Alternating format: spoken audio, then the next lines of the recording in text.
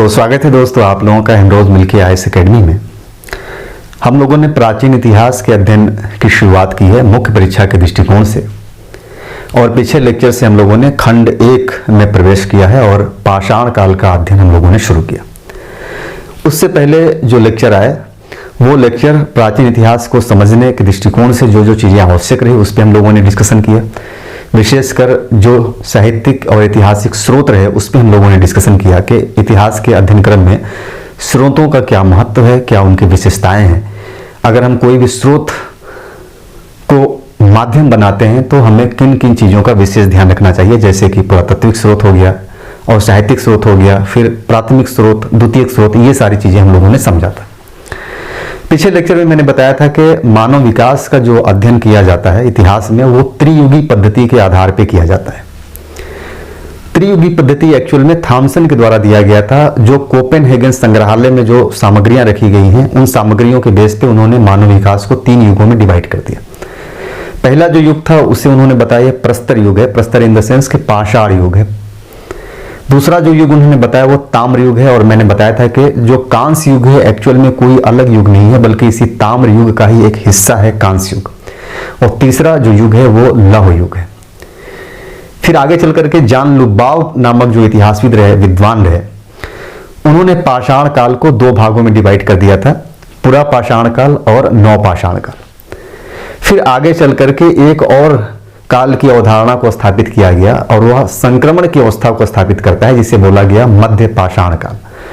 संक्रमण की अवस्था का सीधा सा मतलब था कि वह ऐसा कालखंड जो अपने आगे और पीछे दोनों विशेषताओं को समाहित किए हुए है। आगे एंड पीछे का मतलब हो गया कि मध्य पाषाण काल बीच में पड़ता था पुरा पाषाण काल और नव पाषाण काल के बीच।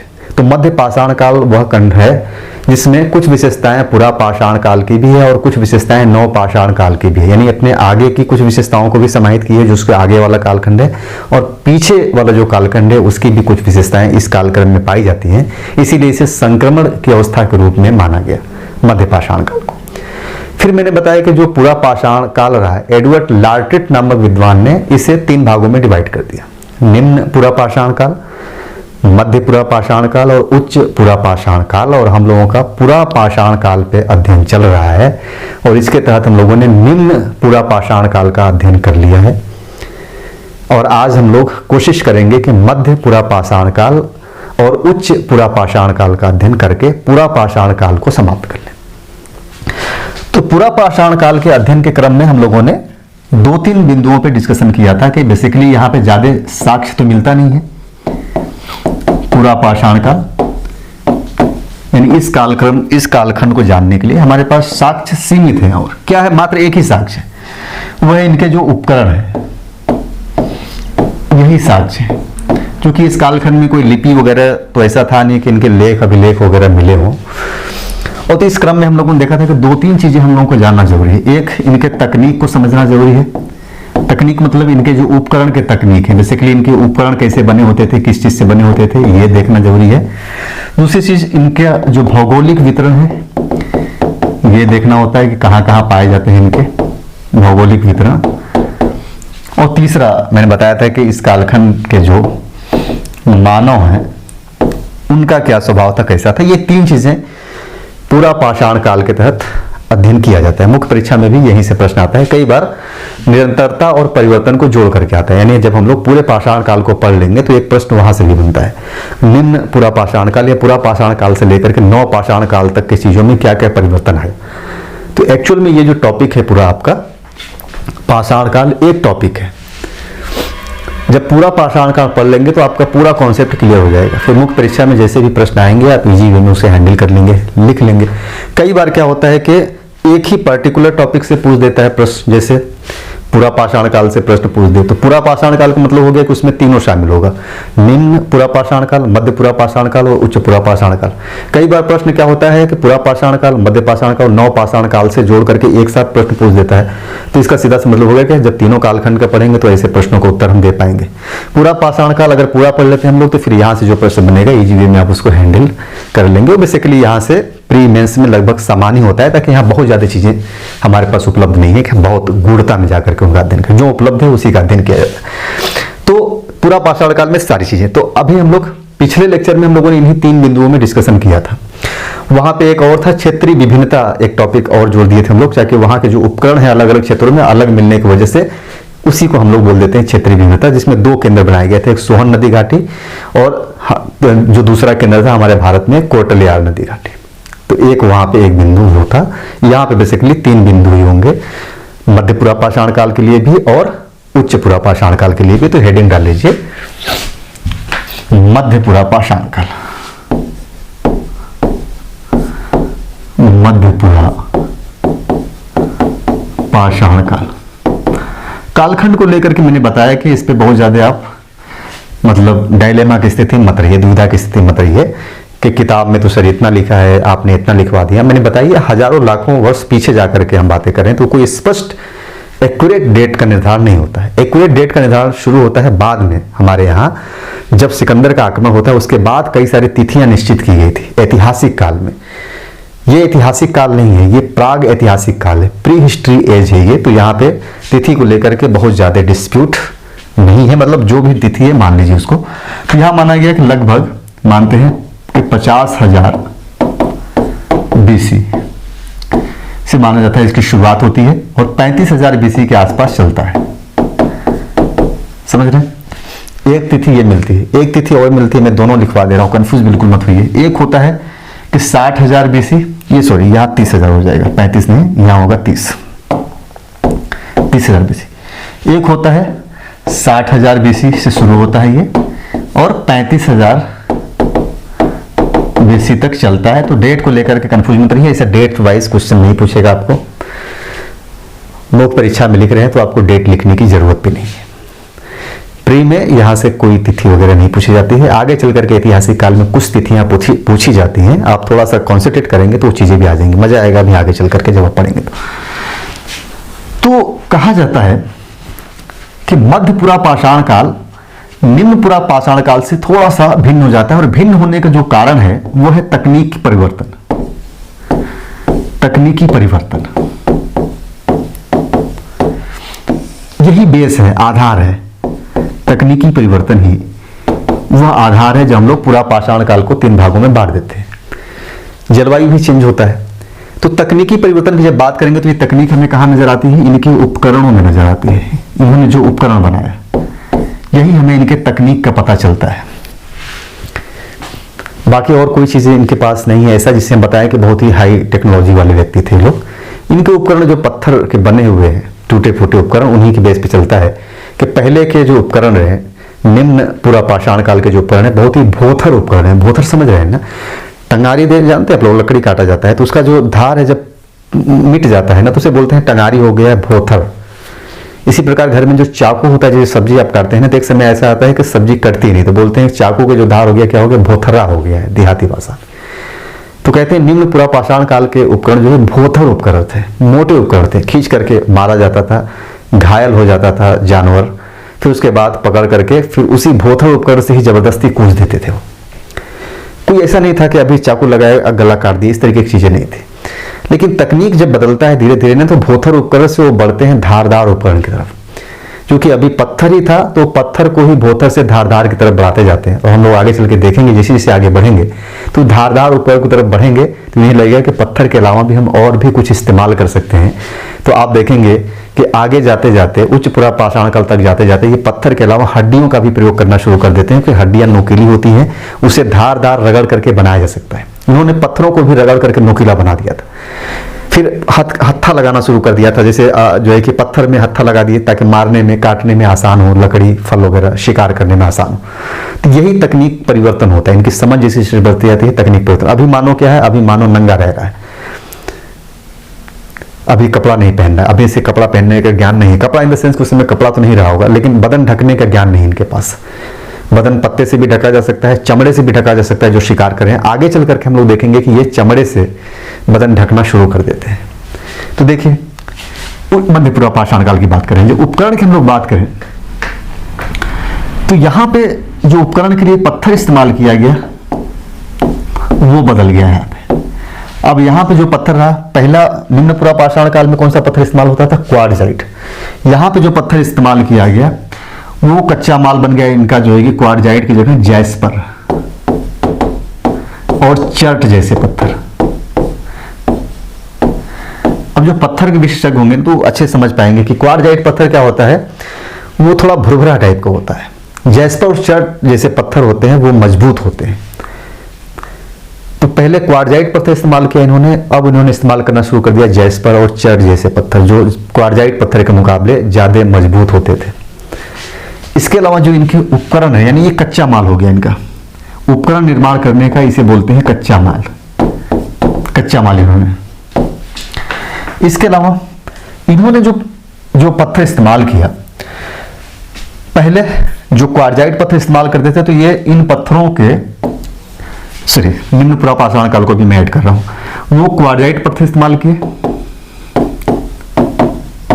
और क्वार्जाइट पत्थर के कोर से इन्होंने उपकरण बनाए थे। अब ये कोर के बजाय जैस्पर और चर्ट जैसे पत्थर के जो उपकरण रहे उनसे उन्होंने पपड़ियां उतार दी, कोर से पपड़ियां उतार दिया, पपड़ियां उतार दिया। जैसे ये पत्थर है तो पत्थर का जो कोर है ना, इसके ऊपर वाली इस तरह से पपड़ी उतार दी इन्होंने। जब पपड़ी उतार दिया तो उसे बोला गया, उस पत्थर को बोला गया शल्क बोला गया, शल्क बोला गया। तो निम्न पुरापाषाण काल में पत्थरों के कोर से इन्होंने उपकरण बनाया। पत्थर कौन था? क्वार्जाइट था। अब इन्होंने जैस्पर और चर्ट जैसे पत्थर इस्तेमाल किए, लेकिन उन पत्थरों का जो कोर रहा, उन पर जो पपड़ी रही, उस पपड़ी को उतार दिया और बन गया शल्क।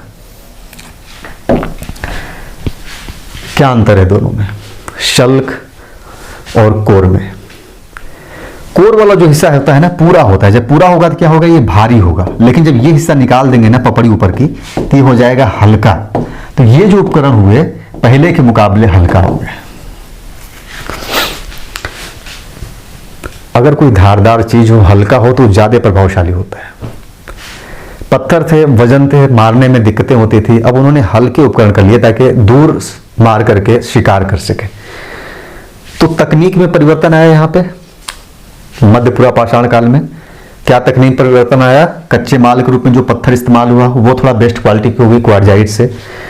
क्वार्जाइट के कोर से इस्तेमाल करते थे ये, और उससे भी बेस्ट क्वालिटी उन्होंने शल्क से जो है कि उपकरण बनाए, शल्क का प्रयोग किया इन्होंने उपकरणों बनाने में। तो यहाँ पे तकनीकी विकास को हम स्पष्ट तौर पे देख सकते हैं, इनकी समझ बढ़ रही है, तकनीकी रूप से ये विकसित होना प्रारंभ कर दिए हैं।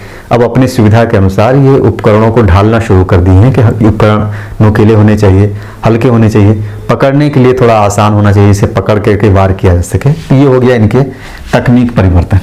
ठीक, जब इनके हम भौगोलिक वितरण की बात करेंगे, भौगोलिक वितरण की, तो भौगोलिक वितरण के रूप में सेम एज वही है जो निम्न पुरापाषाण काल का था। ये लगभग संपूर्ण भारतीय उपमहाद्वीप में पाए जाते हैं, संपूर्ण भारतीय उपमहाद्वीप में, उपमहाद्वीप से पाए जाते हैं। लेकिन एक स्थल है जो दक्षिण भारत में स्थित है, या कह सकते हैं प्रायद्वीपीय भारत में, प्रायद्वीपीय भारत में जो इनका प्रारूप स्थल माना जाता है वह स्थल है नेवासा। नेवासा कहां पड़ता है? महाराष्ट्र का।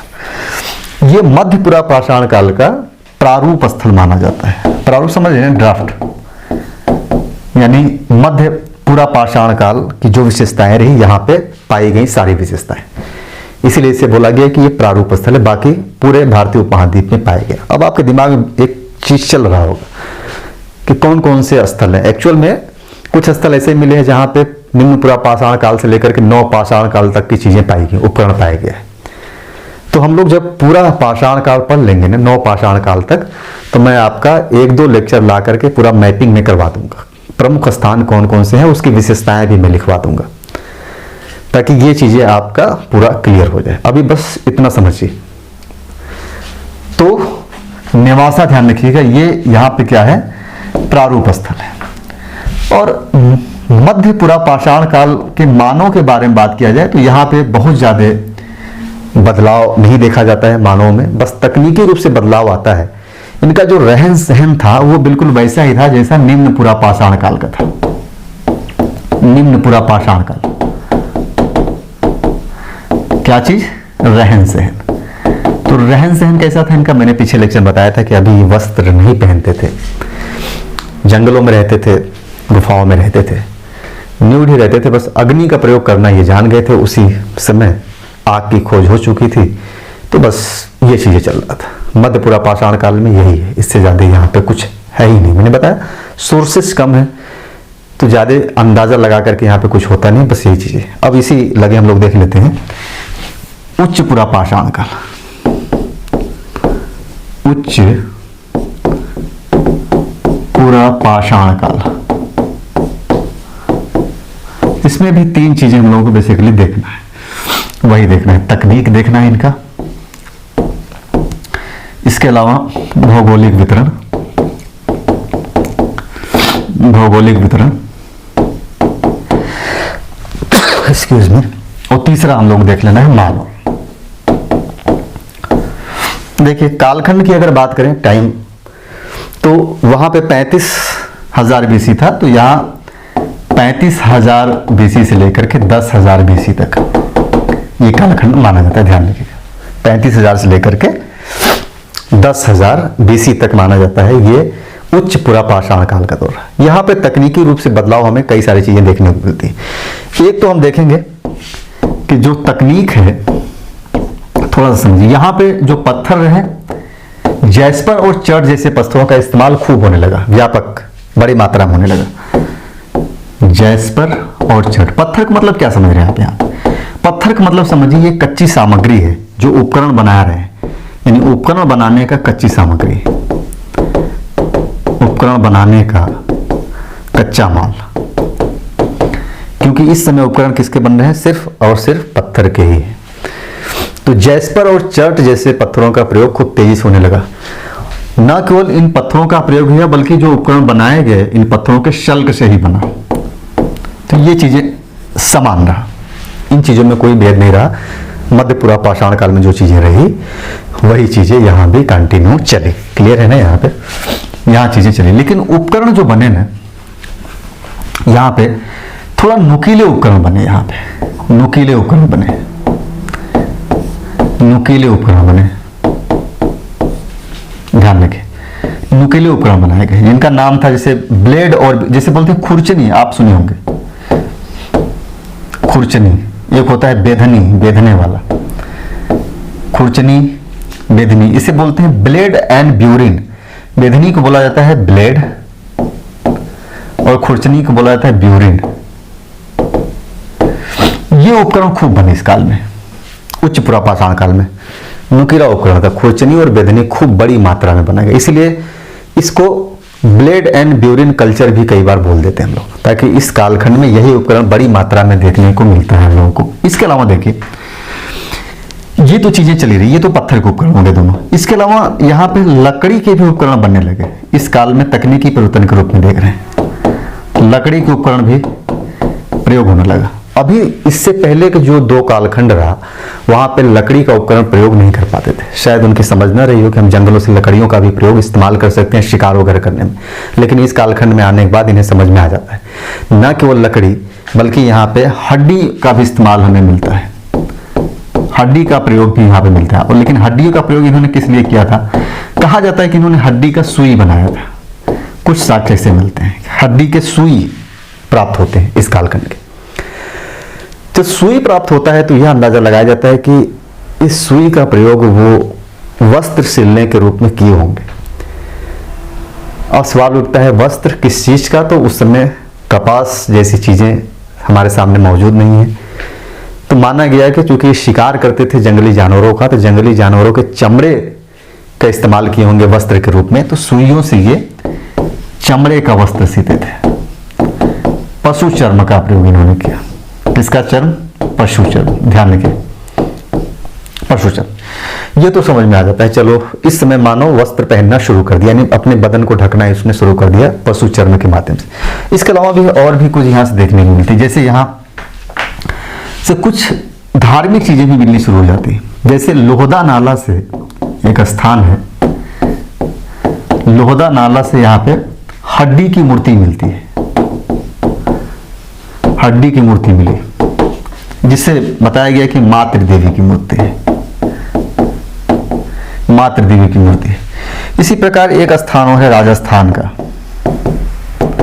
राजस्थान के बागोर से भी बताते हैं कि यहां से भी देवी की मूर्ति मिली है। यानी इस कालखंड में कलाकृति का भी विकास धीरे धीरे इनके अंदर हो रहा था। एक तथ्य और निकल करके आता है, वह तथ्य है कि महाराष्ट्र का एक स्थान है जिसका नाम है पटने। ये पड़ता है महाराष्ट्र में, ध्यान रखिएगा, पटना मत समझिए, पटने है। और कहते हैं कि यहां से एक अंडा मिला है शुतुरमुर्ग का, शुतुरमुर्ग का अंडा। और बताते हैं कि इस अंडा पे रेखा चित्र बना हुआ है। तो चित्रकला को भी मान लिया गया कि इनके दिमाग में कहीं ना कहीं अब रेखाओं के माध्यम से चित्र बनाने की प्रक्रिया शुरू होगी। मूर्ति वगैरह बनाना शुरू कर दिए थे, यानी कहीं ना कहीं माना जाता है कि धार्मिक प्रवृत्ति की तरफ भी आगे बढ़ना शुरू हो जाते हैं। एक तथ्य और है, लेकिन वो तथ्य विवादित है, इतिहास में से विवादित बिंदु माना जाता है। और वह तथ्य यह है कि मध्य प्रदेश की जो भीमबेटका गुफा है, भीमबेटका गुफा में कहते हैं कि इस गुफा के जो आरंभिक चित्र हैं, कुछ इतिहासकार मानते हैं कि इस गुफा के आरंभिक चित्र उच्च पुरा पाषाण काल के ही, उच्च पुरा पाषाण काल के ही, उच्च पुरा पाषाण काल के ही, ऐसा माना जाता है। लेकिन मैंने बताया कि इसको लेकर के विवाद है। लेकिन कुछ इतिहासकारों का मानना है कि एक्चुअल में यह जो आरंभिक चित्र है उच्च पुरा पाषाण काल का न होकर के मध्य पाषाण काल का है, मध्य पाषाण काल का है। तो कई बार एग्जाम में प्रश्न पूछता है तो हम लोग आंसर यही मारते हैं, यही प्रारंभिक परीक्षा के दृष्टिकोण से अगर पूछ दिया तो आप मानेंगे मध्य पाषाण काल के ये चित्र है। लिखने के लिए आएगा तो आप यहाँ लिख देंगे, लेकिन बता देंगे कि यह एक विवादित बिंदु है। कुछ इतिहासकारों का मानना है या कुछ विद्वानों का मानना है कि यहाँ के जो चित्र हैं वो उच्च पुरा पाषाण काल के न होकर के मध्य पाषाण काल के माने जाते हैं, और आज लगभग इसी को सही माना जाता है। तो ये तो हो गया तकनीक इनका। मानव की अगर हम लोग बात कर लें, भौगोलिक वितरण की, तो भौगोलिक वितरण मैंने बताया कि पूरा पाषाण काल का जो भौगोलिक वितरण है वो सेम ही है। इस काल के स्थल भी लगभग समूचे भारत से ही मिलते हैं, समूचे भारत से, यानी पूरे भारतीय उपमहाद्वीप से, समूचे भारत से। लेकिन मानव के रूप में थोड़ा सा यहाँ पे प्रोग्रेस होता है। एक तो मैंने बताया कि ये अपना बदन ढकने लगे, वस्त्र के बजाय लिखिए बदन या शरीर इन्होंने ढकना शुरू कर दिया, बदन ढकना शुरू कर दिया, राइट, बदन ढकना इन्होंने शुरू कर दिया था। इसके अलावा एक चीज और देखने को मिलती है कि ये अब धीरे धीरे समूह के रूप में रहने लगे, समूह के रूप में रहने लगे, ग्रुप के रूप में इन्होंने रहना शुरू कर दिया। अभी मानो ग्रुप के रूप में नहीं रहता था, इधर उधर रहते थे लोग, ग्रुप के रूप में नहीं रहते थे, लेकिन अब मानो ग्रुप के रूप में रहना शुरू कर दिया। यही आगे चल करके समूह से ही धीरे धीरे परिवार और बाकी की संस्थाएं बनना शुरू होंगी, और फिर हम देखेंगे कि जब समूह में रहेगा तो फिर जानवर भी साथ में रहने लगेंगे, तो फिर पशुपालन और बाकी चीजें भी आगे विकास की प्रक्रिया में धीरे धीरे बढ़ते हैं।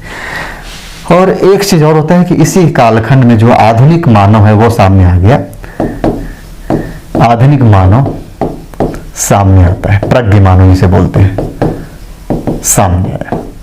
यही है पूरा पाषाण काल। तीनों को एक साथ आप देख लेंगे तो आप एक फ्रेम पूरा बन जाएगा कि तकनीकी रूप से क्या परिवर्तन आ रहा है।